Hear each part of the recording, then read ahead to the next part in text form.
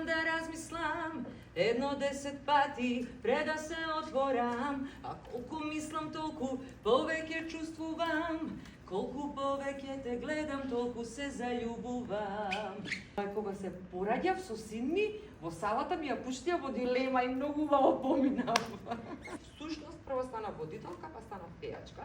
Имавме реални игри, значи нашите реални игри беа народна, ластик. Тоа беше многу ефтино, значи денеска таблетите чинат 200 евра, а ластикот чинеше 50 динари, на пазар се купуваше. Дали се сеќавате на вашата прва симпатија што ја имавте? Сите ние тогаш бевме во некоја возраст каде што постојано размислувавме дали треба да бидеме мудри или треба да бидеме луди. Слушаме дома македонска музика и една наша најомилена песна е Заветна. Векови пеколни заедно ќе минеме, древна земја македонска. Дали планирате некогаш да направите караван низ Германија? Текстот е мој, а музиката е на маестро Никол Черницевски.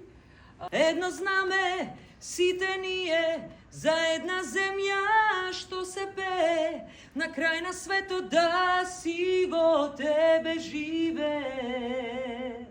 Еден народ, едно свето име и една мисла што ми бде, дома душата на место ми е.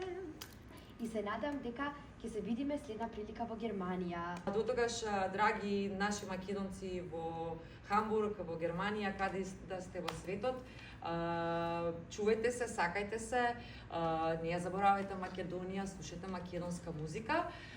Запејте сите ангели, загрмете стари камбани, збирајте се, македонци, бидете благословени. Фала многу за се. Ти благодарам, Анастасија, да те слушам. Браво, златно дете, паметно, тоа ќе биде те паметно дете. Фала многу.